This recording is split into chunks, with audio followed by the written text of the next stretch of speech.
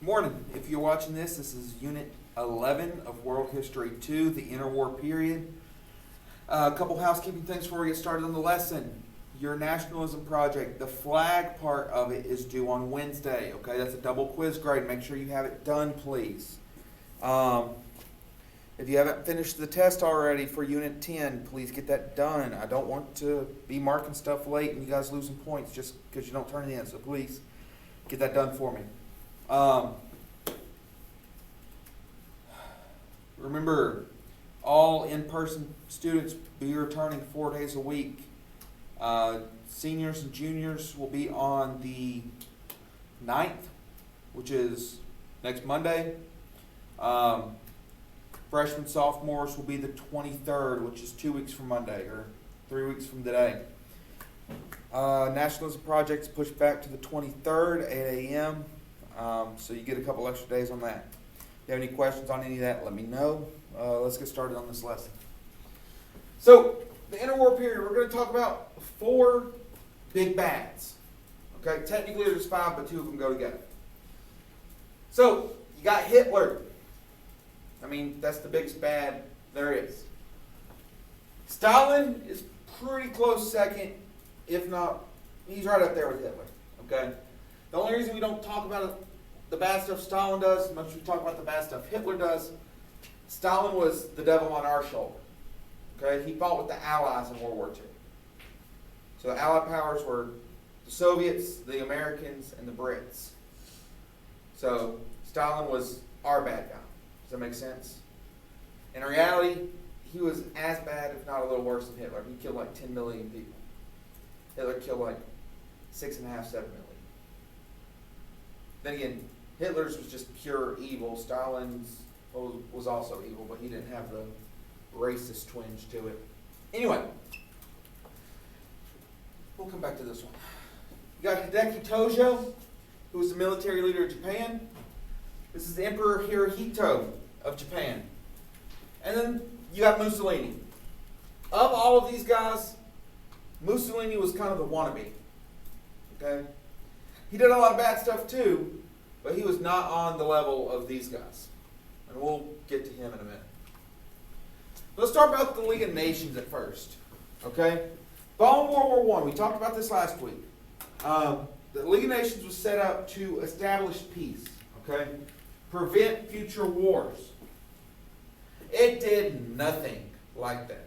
Okay? League of Nations was a mess. What happens is, it's proposed by Woodrow Wilson, but the Americans refused to sign the Treaty of Versailles to join the League of Nations. So this was set up by the Americans, and then we said, we're not going to be part of it. We're not. What happens is, the Senate doesn't want, like the president can't sign a treaty. Okay, it has to be ratified by the Senate. The Senate didn't want to give foreign policy decisions, give that power away to this new group. Does that make sense? They didn't want the British and the French and the Germans to make foreign policy decisions for America.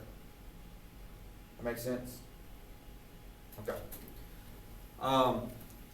So we never joined. And because we never joined, the League of Nations never had the power to enforce decisions. Y'all ever heard the phrase, all bark, no bite? Kind of like that. For example, okay? Let me use you as an example. Now, you're locked in a dark room, okay? All you have for light is one little candle. It's like this size of a room, and you got one candle, pitch black, okay? You hear something start growling in the far corner. The lights come on, and it's like 150-pound, just muscled up pit bull coming for your throat. Are you going to be scared? No. Yeah, okay? And you can substitute for whatever dog, German Shepherd, whatever. I just think pit bull. Now, same scenario. Pit bull comes at you, but it has no teeth. Are you going to be scared of that? No, because it's all bark. It can't hurt you. That's the League of Nations. It was like this big muscled up pit bull trying to keep the peace, but it had no teeth. It had no ability to enforce its decisions. It could stand here all day and say, no, Hitler, bad Hitler, don't do that. And nothing would ever happen. Make sense? Okay.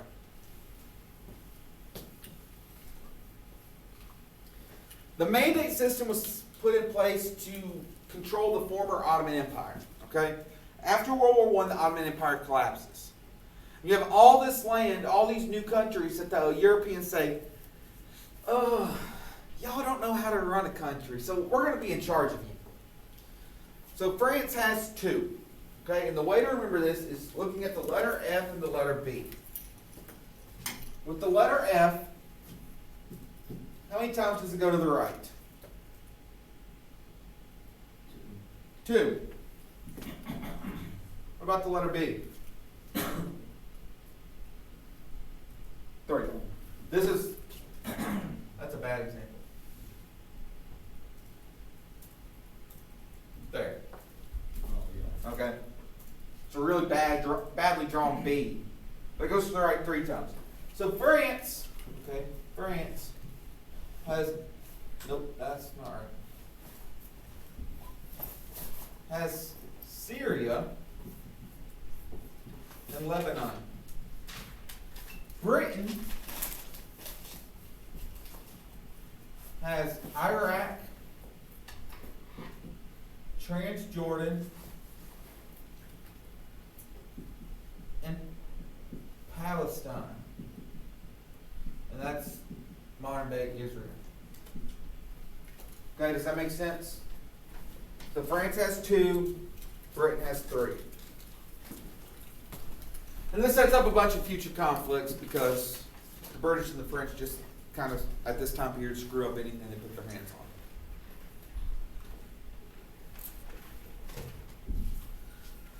So, everything's going great. And then there's a Great Depression. And we are not talking about my life this time, we're talking about world history, okay? No, nothing. Usually that gets one chuckle. Okay. I saw a little bit of a chuckle, so I'll take it. Y'all, sucks, man. None of my jokes are working this year. I guess it's hybrid learning. It just doesn't work. Anyway, so the worldwide depression is set up by a decade of uneven prosperity after the war. Okay, the 1920s, the roaring 20s were awesome. You know, after there was a global war and a global pandemic, everything else went great. So it lines up well for the 2020s too, right? We almost went to World War with Iran. We're in the middle of a global pandemic. Once we get through this, it's smooth sailing. And then the Great Depression's in the 30s, so have fun with that one. So, anyway, what happens here is the Depression weakens the West. It weakens the U.S., Germany, or not, well, it does weaken Germany, but not the whole thing. U.S., Britain, France, these countries that could have stood up and said, you know, we need to stop Hitler, we need to stop Stalin, Mussolini, whatever. They were so weakened they couldn't swing. Does that make sense? So what happens is, the cause of the Depression are German reparations, which we talked about last week. Remember? Payments for war guilt. You have the expansion of production capabilities and the dominance of the U.S. So, y'all know what a hot air balloon is, right? Okay. Think of that balloon as the United States. Okay? The basket is the worldwide economy. What happens when that balloon pops? What happens to all the people in the basket? They die. They turn into a pancake. Okay? Because they fall and smack the ground and they go flat. You look confused by that example. Is it too early on a Monday? Okay. Yes. I'll just take that as it's Monday and it's not that my jokes are bad. Anyway, that's what happens is you have this balloon, you have the American economy holding up the rest of the world, and as soon as it pops, the whole world's economy crashes too. Okay? Protective tariffs are taxes on goods from other countries to help countries from your own, or products from your own country. You have the excessive expansion of credit. Okay? Credit is where you pay for something that you don't have the money for. You borrow money to pay for it, like a credit card. Okay? But this is like everyone's using it. Nobody's actually has physical money to pay for things. So when the economy crashes and the banks close, there's no actual money to help anyone. Does that make sense?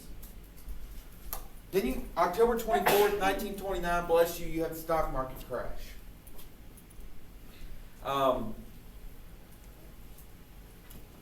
Just in an instant, basically. Everything flips. As soon as it flips, everything else goes sideways. Okay? The impact is you have high unemployment. People losing their jobs left and right because the jobs don't have the money to pay the workers. You have banks closing, credit collapsing, prices collapsing in world trade. No countries can make money because no countries have money.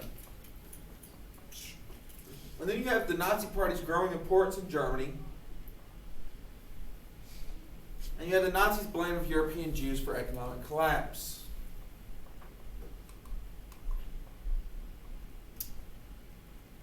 It's the same thing. So, with this last part, weakened Western democracies, think of it this way. Your house is on fire. Okay? When you see someone breaking into your neighbor's house, are you going to go help your neighbor, or are you going to try to put the fire out on your own house? Logically, you're going to try to save your own house before you go and help someone else. Same thing here. These countries are collapsing, and they're trying to save their own country so they can't worry about what's going on in Germany or the Soviet Union or Japan or Italy. Does that make sense? Now, what happens and how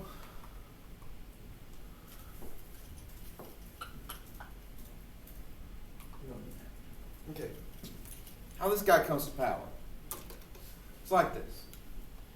You are in the worst spot you've ever been in your life. Okay? You've lost your job. You've lost your home. Your spouse has died because you couldn't afford food. They were trying to feed your kids before themselves and they starved to death. Your kids are sick and close to dying. Did I already say you're homeless? You're homeless. This guy comes up to you and says, this isn't your fault.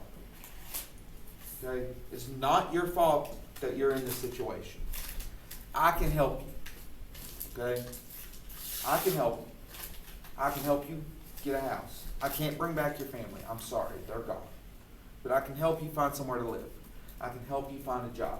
I can help you put food on the table. I can help you pick up the pieces of your life and put things back together. It's not your fault. It's the Americans, and the British, and the French, and the Jews. It's their fault that we're in this position. Are you going to listen to the guy? Probably. Okay? Probably. Because you are in the lowest point you've ever been. And here's someone reaching a hand out to help. That's what happens. Germany is in the worst spot it's ever been in all of history. Okay? You have to take a wheelbarrow of money to buy a loaf of bread. People insulated their homes with money instead of using it on stuff because it was worthless. They used it as kindling for their fires. Okay? There's a picture. I don't know if it's on this slideshow or not, and it's little kids playing with blocks in the street. But the blocks are literally stacks of cash. It was that worthless. I mean, they had a tower like this high, building it with just stacks of money. It's worthless. Hitler promised to improve the economic conditions in Germany. Because of inflation, money was worthless, and then that caused the economy to crash. He weakened the democratic government, which we'll talk more about in a minute. Anti-Semitism is a hatred of the Jews. Okay? Because we're going to use that word a lot. You have extreme nationalism. Remember that example a couple weeks ago? Like all the way over there, extreme nationalism. Okay. National Socialist Workers' Party, that's the Nazis. Okay, so Nazism, Nazis, National Socialism, same thing. You have the German occupation in nearby countries. Now, what Hitler did, and I feel like I have to preface this. Hitler was a bad dude. Okay? I mean, one of the baddest guys to ever walk the earth. Terrible, terrible dude. Everything he did was evil. I mean, this guy was the pure embodiment of evil. I'm not advocating for Hitler. Your history teacher is not a Nazi. Okay? I promise you that. What I'm trying to explain to you is how he was able to take power. How people gave him power. What he did is he was a master orator, okay? A master speaker. And what he would do is when he would start a speech, he would start really calm, collected, quiet, and alrighty. Start really calm, collected, and quiet. And then as he got going and as he got talking, he would get louder. And he started talking faster and he started talking with his hands more until he's screaming and waving his arms around like a madman. But what that would do is it would, since he would slowly build to that point, he'd bring the crowd with him. So by the end of the speech, the crowd is ready to, they're ready for blood. They're willing to die for this man speaking. Because he was able to just grab those emotions, twist them the way he needed to. Okay? The Democratic government weakened. He was elected to office. Okay, he was elected. And what he did, let's see if it's on the next slide. So he was elected to office, and then once he got to office, there you go. Became chancellor in 1933. As soon as he came to office, he wiped out all of his opponents. He ordered every single one of them killed. It was called the Night of Long Knives. Okay? I mean, it had like a fancy German name. I just can't pronounce it. So translated, it's the Night of Long Knives. Where Hitler ordered all of his political opponents killed. And he claimed they were all traitors to Germany. Then he ordered a night of burning down synagogues, attacking Jewish people, called the Night of Broken Glass. Kristallnacht, or something like that. I'm not good with German. But this is where it really starts. Okay? Then he took territory surrounding Germany. And I'll show you a couple videos in a minute. Once I'm done talking. He took territory around Germany, starting with Austria. He didn't invade Austria. Well, did. He went in with tanks and everything, but the Austrians welcomed him with open arms. Then he took Czechoslovakia. Well, let's hold off on Czechoslovakia. We'll talk about that next week. Okay, Hideki Tojo. Tojo's the military leader over here. Hirohito's the emperor. The industrialization of Japan led to a drive for raw materials. They took Korea. Manchuria was an area of northern China, and then they took the rest of China. With this,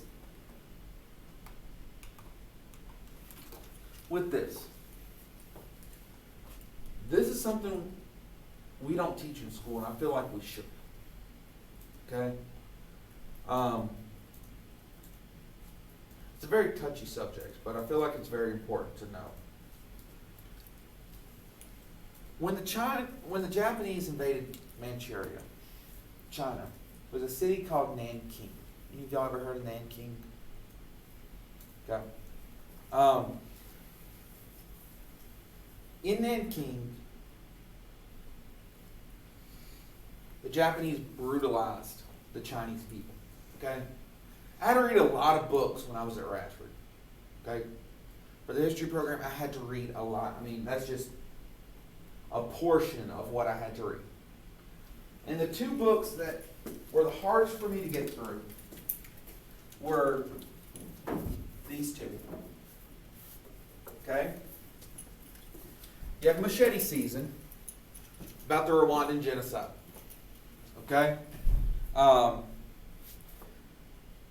We'll talk more about this one in next week. The other one was about Nanking. And it's a touchy subject because it just is. The book's called The Rape of Nanking. Okay? The Japanese tortured, murdered, and violated over 300,000 Chinese citizens in the span of a few weeks. Okay? That's more people that were killed in Nanking than were killed at Hiroshima and Nagasaki combined. Those were 2 atomic bombs. More people were killed in Nanking.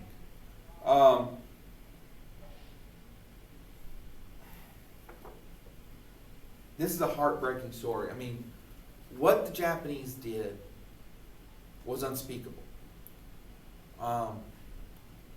They made games of death. They would line up Chinese civilians and then bet on which soldier with a run and go could stab more with a bayonet. Or line them up and see how many, if they fired a shot, how many people the bullet would go through before it stopped. Or they'd have them kneel and see who could take off a head with less hits with a bayonet or a sword.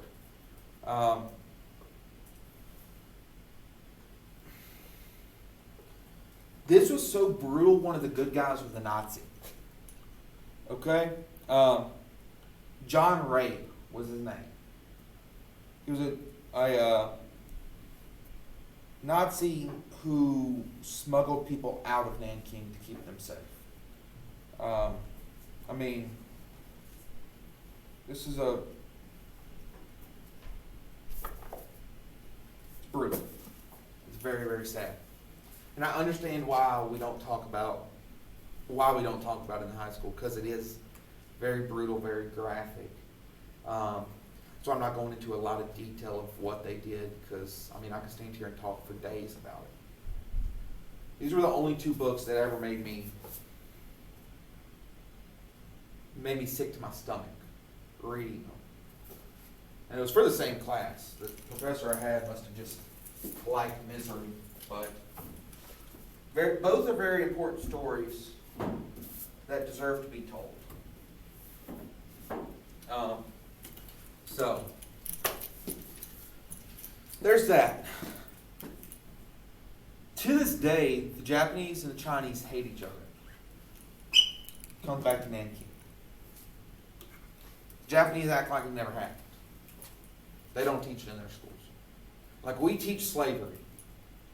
We teach about the civil rights movement and the bad things America did. Okay? Germany, they go into graphic detail about the Holocaust and the bad things their country did. Japan just ignores Nanking. So yeah. Mussolini. Let's talk about Mussolini for a second. Mussolini was the first fascist leader. Fascist, I know you guys have seen this on social media, seen the word fascist a lot, right? No? Really? Fascist. Okay, fascism. No? There is hope for your generation. This is the word that people like to throw around when they talk about the president if they hate the president. Okay? They like to call President Trump a fascist. Now, I don't care if you're Republican, I don't care if you're Democrat, but he's not a fascist. And I'm getting on a soapbox again for a second. Like my vaccine one a couple weeks ago, I'm getting on a soapbox. Because this annoys me more than anything. I don't care who the president is. Trump, Obama, Biden, W. Bush, H.W. Bush, Clinton, whoever. I don't care. People got to stop comparing our presidents to Nazis. Because people did it with Obama. They called him Hitler. People do it with Trump. They call Trump and his supporters Nazis. They're not. And when you do that, when you call someone who's not a Nazi, it's belittling what happened in the Holocaust. It's basically spitting on the lives that were lost. Pardon the interruption. If you are parked out close to the baseball field, we need you to move your vehicle so that they can take care of the downed trees. Again, if you are parked on the side of the building close to the baseball field, we need you to move your vehicle so that they can get to the downed trees. Thank you. Oh, the baseball. Yeah. I'm not parking up there and walking all the way down here. That's too far. Parking the cage over there. Anyway. But do y'all get that? That's why I hate it when people call people Nazis. Because you're not. Okay? It's belittling what happened. At least in my opinion. That's my opinion. And I may be wrong. But it's just a respect thing to me. Alright, anyway, let's talk about Mussolini. Basically, his big thing was he wanted to restore the glory of Rome. Okay? To do this, Italy was just nailed by the Depression. I mean, they were rough.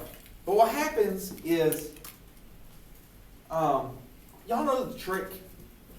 What is the key thing for most magic tricks? Is that actually being magic? Or is it misdirection? Misdirection.